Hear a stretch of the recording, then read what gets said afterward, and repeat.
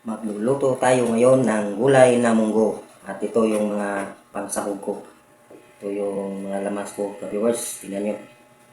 Yan, ka-viewers. Ito. Iwain muna natin ito, ka-viewers. Bawang, ka-viewers. Bawang. Gamitin natin sa panggisa, ka-viewers. Yung bawang. Kasunod naman, ka-viewers, yung ating sibuyas. Sibuyas, ka-viewers. Tapos ka-viewers, luya. Yung luya ka-viewers.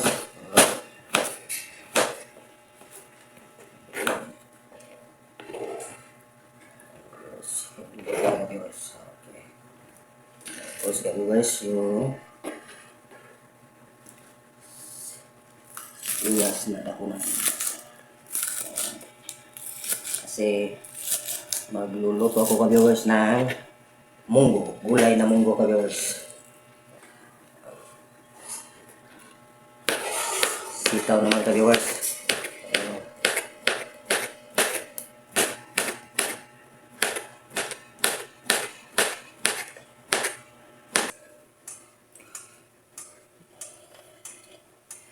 Lunod na natin ang ahok. Tapos isunod na natin yung sibuyas. Tapos haluin. Hintayin lang na mag-sort yung kanyang aroma.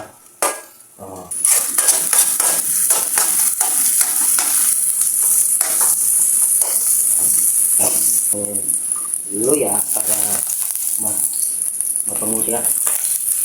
Lalo sa mga yung luto ang munggo.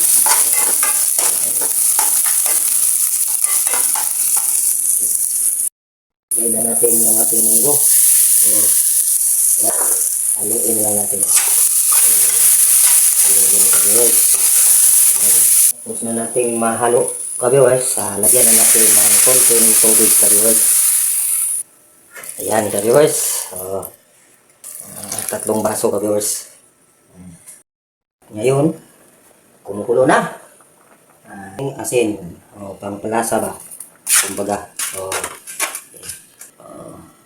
Yan. Sarap ka-viewers. Ganun lang ka-viewers. Tapos, halo-halo. Absorb yung lasa ka-viewers ba? Yan.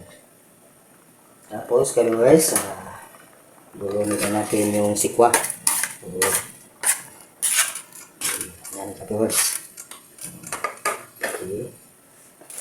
Tapos, sitsaron ka-viewers. Sitsaron. Sili. Sitsaron yung sahog natin. Yan.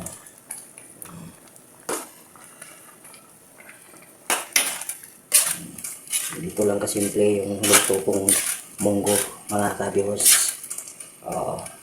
Ganun lang kasimple ka-viewers. Pakuluin pa natin ka-viewers. Tapos yung uli nating pangsahog ka-viewers.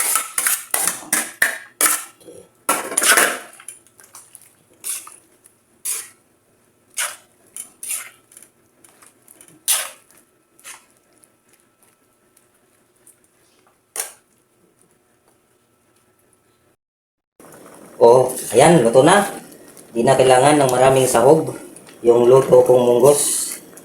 Ang importante, masarap. Yan. Okay na to. Luto na. Yan. Napakasarap ng lutong munggo. Ito yung ulam ko ngayon. Yung ng munggo. Yan. Okay. All right.